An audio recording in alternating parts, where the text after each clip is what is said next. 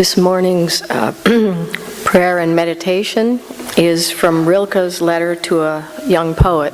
It'll be followed by a minute of silence, and then we'll sing together hymn number 123, Spirit of Life. We'll sing it in English and in Spanish, and the words are in your order of service. From Rilke's letters to a young poet. You are so young, so before all beginning. I want to beg you, as much as I can, to be patient toward all that is unsolved in your heart. And try to love the questions themselves, like locked rooms, like books that are written in a very foreign language. Do not now seek the answers, which cannot be given you, because you would not be able to live them. The point is to live everything. Live the questions now. Perhaps you will then gradually, without noticing it, live along some distant day into the answer.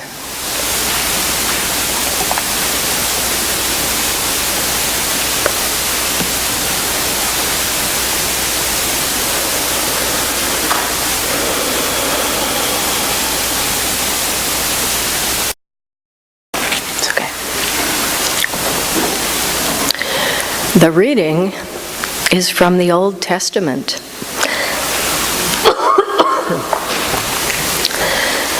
Excuse me. 2 Kings, chapter 4.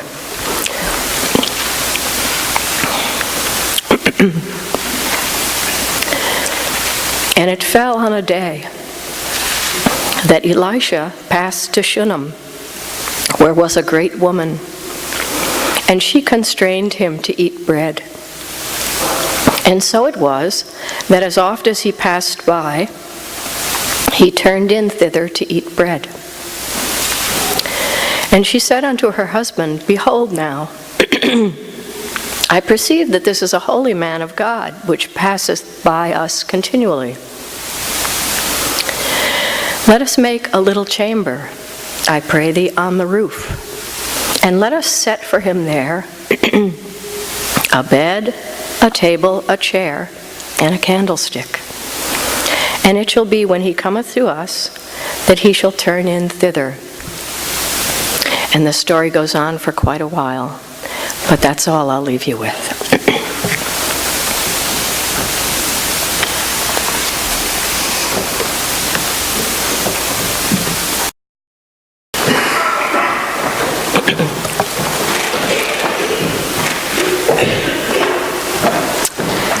Thank you.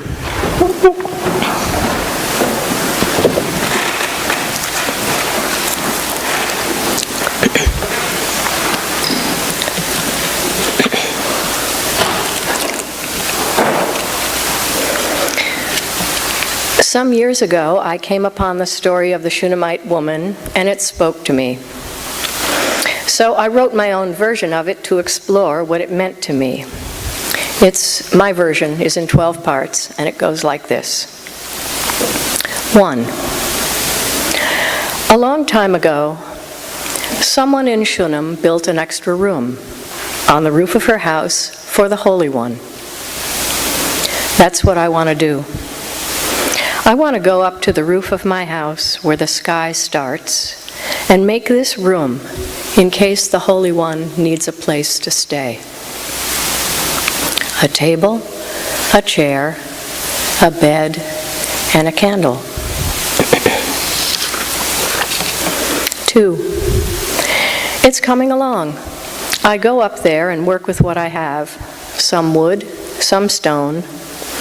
The chair and the table aren't hard to make, and I got a candle from a friend. But the bed is still stone. And I know that isn't comfortable. It's gray and looks billowy from far off like a feather comforter, but it's stone. I put my hands on it, on the faces of the stone. Questions come up, all about work and what my life is for. I answer what I can. We're both getting softer, I think, but not yet abed. 3. One day, the Holy One stays overnight. In return, the Holy One asks, "What can I do for you?" "Nothing," I say. "I can't think of anything I need." "You will have new life," says the Holy One, leaving. "Don't lie to me. Don't lie to me," is what I answer back. I sit right down there in the kitchen thinking, what new life? 4. Someone is waiting there in that room upstairs. Someone is dying. Someone is holding the river in their hands. Someone is letting it go. Someone is crying. Someone is getting ready. Someone wants to be softer than stone. Who is it waiting for me in the extra room? 5. I go up and open the door. It's pretty much done, that room. All I can do anyway. I sit in the chair, plain square chair, look at the table, flat, relaxed wood, strike a match to the wick of the candle, see the light pulling the glow, pulling the walls into the glow, corners going blurry. Holy chair, holy table, holy candle, holy walls, or just extra ones? I sit in the extra chair and stare at the extra walls, wondering if we're holy. Over there, the stone is taking a long time becoming a bed. So am I. We wait there together. 6. I wonder what the Shunammite went through, whether hospitality came easy to her.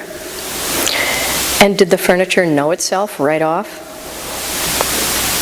I know that after the Holy One came to her extra room, the Shunammite conceived and bore a son.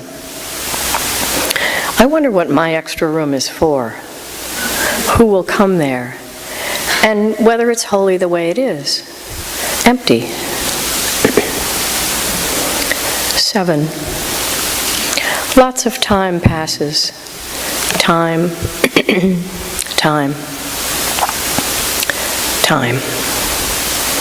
Life goes on downstairs. Busy one day, I'm in the kitchen when the phone rings, not thinking, I race upstairs. Why? There's no phone in the extra room. But I open the door, and there, all over the place, is the sky. Sky, sky, sky. No edges to it, no roof ending, or sky beginning, as if sky is calling me. All seeing, all hearing. I want to cry, but it's beyond crying. This is some phone call. Lots of time passes differently. Inside time, I don't know how much. At some point, I go downstairs again. 8. Down in the kitchen, I pinch my skin, testing what's real. Did that really happen? What kind of phone call is all sky on the other end? What kind of calling holds your feet up, surrounds your shoulders, and moves through your hair, leaving you nothing at all to say? What if here in the kitchen, I could listen that well, pull the sky down into all my conversations? I want to do it. That's the next thing I want to do. 9.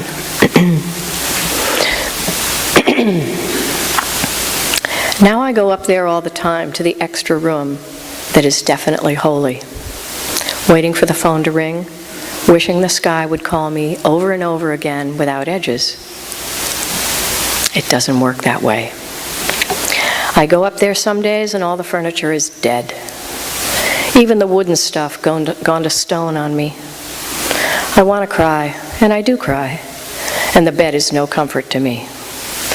Why? Why did the table and chair come so easy, and the bed so hard? Is it about working and resting? Easy to work, but hard to rest. The in-between times when nothing is happening, can't I rest in those? I touch the old faces of the stone. Someone is dying. Someone is crying. Someone is trying to become softer than stone. Is the chair trying? Is the table trying? Is the sky trying? Am I the only one around here who keeps trying? Please phone, ring again. 10. In the Bible story, the woman loses her son, loses her new life. She tears off after the Holy One and grabs his feet. Didn't I say, don't lie to me? And the Holy One goes back to the room where the boy lies dead and stretches out on that boy. Mouth on his mouth, eyes on his eyes, hands on his hands, twice. And the boy comes back to life. I want to know what that means. To lie on someone dead? To get on top of them, mouth on their mouth, eyes on their eyes, hands on their hands, and lie there stretched out our full lengths, breathing into what's dead? How can I hear someone, match someone that close, like lovers, and bring them back to life? Is that what that means? And could I, just as I am, climb on top of all that is past, mouth to mouth, eyes to eyes, hands to hands, and believe over and over again in new life? Who is the dead one? Is it me? Is it the room itself? Or that stone bed? Is it someone I know who has gone dead inside? Someone I'm avoiding loving? Dead? 11. I don't know. I usually don't know. I touch the stone bed kneeling and say, I don't know who's waiting or what will happen from day to day in this extra room, what my new life is or when it will die on me. But I have this extra room, and I believe in it. I believe in making extra room, in the possibility of the Holy One coming, in making new life, in it sometime dying, and in constantly watching what sleeps there, as if I were ready for the sky to call me over and over again without edges. This place, this extra room, is where I'm becoming hollow and ample at the same time. 12. I won't ask what your extra room is like, or what went on inside the Shunammite lady. It's not for me to know other people's private stuff. But I want you to know that when I say my extra room is for the Holy One, it means you. It means whoever needs an extra room that night. I can't guarantee there won't be dead furniture in there from time to time, or that the bed will be comfortable. But if you ever need an extra room to stay in, a place where seeing and hearing have no edges, I have this place inside me now, and you are welcome there.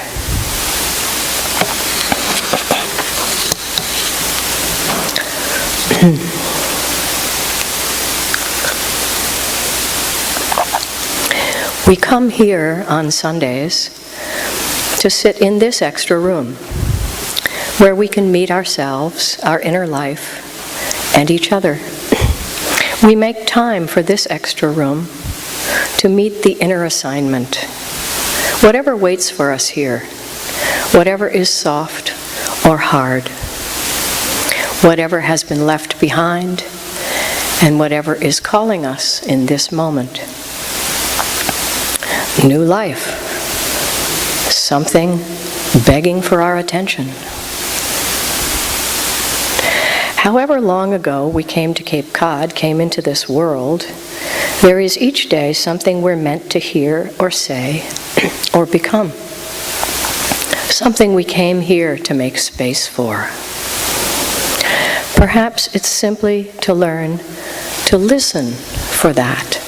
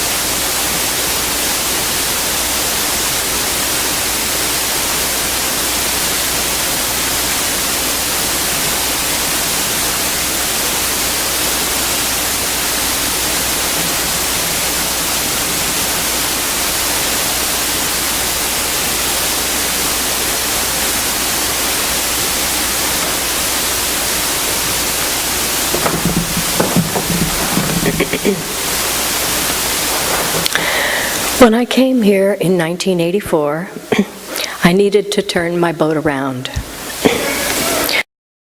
New life on the outside and the inside. Over these 35 years, I've deliberately made extra room to listen for that. The change, the resistance, the pattern that needs shifting, the correction, the challenge, the release. At first, I thought, this is a big mistake. What have I done? Why did I leave my other life? For what? Nothingness? Do I really want to meet myself? Do I really want to change? Do I really want to hear what other people are telling me? Do I really want to notice what my life has been trying to tell me? It's not a common choice to come away from busyness and distraction and competition and outer reward. But most of us realize that when we cross the bridge, we leave our egos on the other side. Soon enough, we notice that nobody here really cares how important we think we used to be.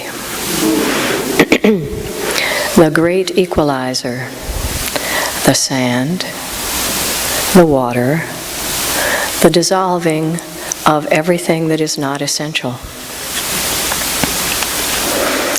How we make space to listen, to meet ourselves, to hear the inner assignment is particular to each of us. Walks on the beach, talking to someone we trust, sitting in the company of a group of mutual support, making space for the inner connection. Journaling, silence, retreat. No one's keeping track. No one is badgering you into your inner life. It's nobody else's business but yours. For me, it has become my only real business, sitting in the extra room, shedding what no longer serves me, becoming available to what is calling me now. Coming here is this exquisite opportunity to meet others who are in that search for truth and meaning. We're in good company. We help one another.